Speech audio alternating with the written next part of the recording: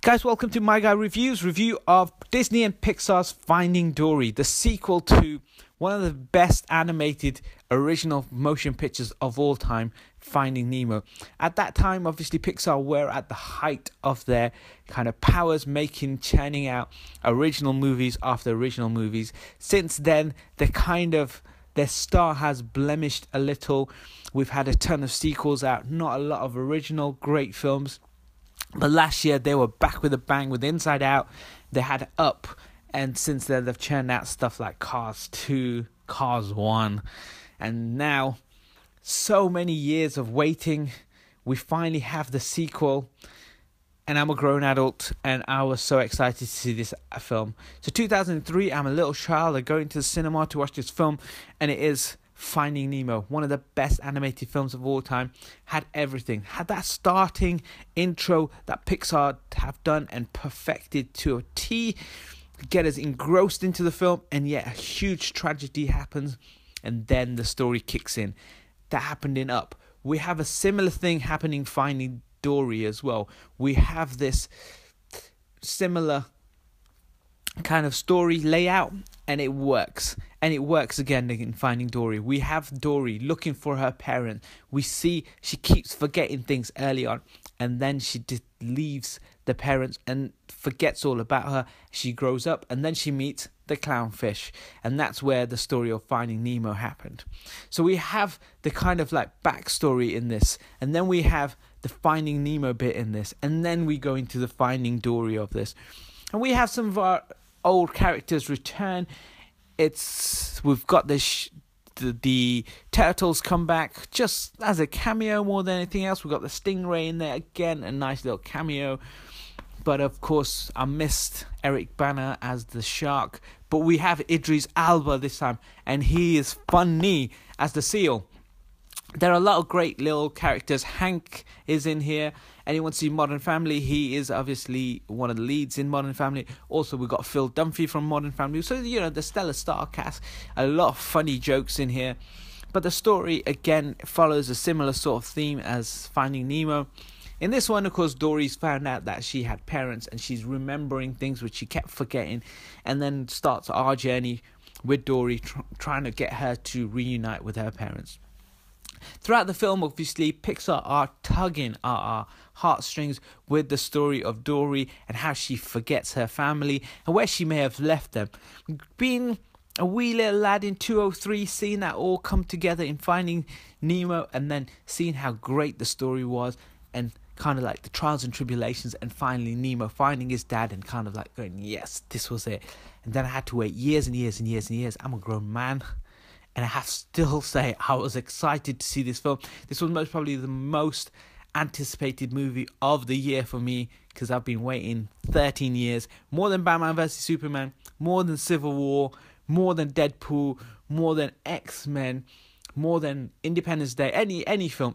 This was the film. And was I disappointed? I was a little disappointed. I think I went in with too high expectations. It's a good film. Pixar are back to what they do best. They make these stories. I just think that there is a sense within the film where you think, are they tugging on our heartstrings enough to make us cry and really engross into the characters? Or are they just kind of like playing on that all the way through?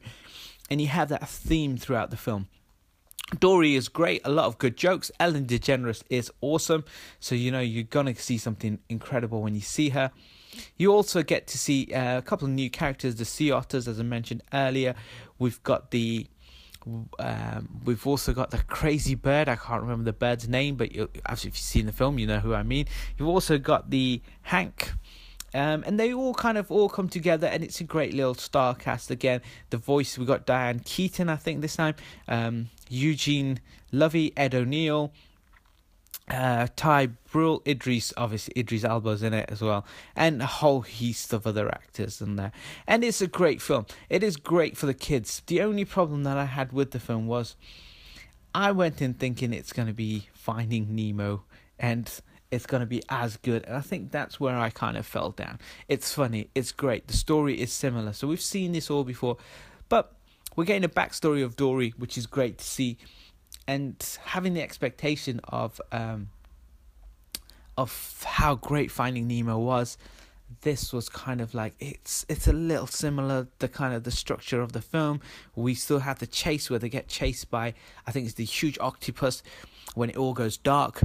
It doesn't have the great bouncing off of each other. So Dory and Marvin throughout the story, where they bounce off each other, just keep swimming, things like that. Like when she's swimming around and she forgets she's with Marvin, the jokes that she had about forgetting Nemo's names, all of that was great in the first one, and that's not quite there in this one.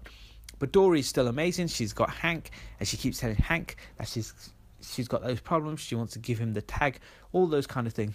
But it's good. It never quite reaches up to the original, because the original is just, it's maybe a masterpiece. It's one of those rare films that come out and has everything on it, and this is a sequel to that film, and it's a sequel maybe was or wasn't necessary, but it's still a good film.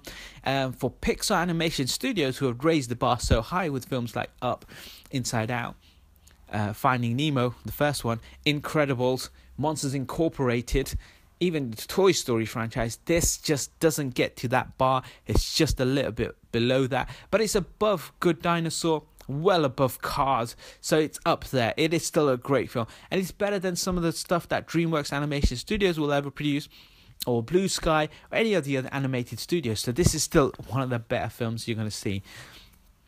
It's only one where you see Dory and you kind of like you kind of cry because of her forgetfulness as to how she forgets her family, and she's in that kind of, I need to go home, I need to find my home, and slowly she starts to remember things and starts to piece together things, and it almost reminds me of Christopher Nolan's Memento, and I think she should have little pictures and she should have tattoos, that way she could remember things. But yeah, it's still a good film.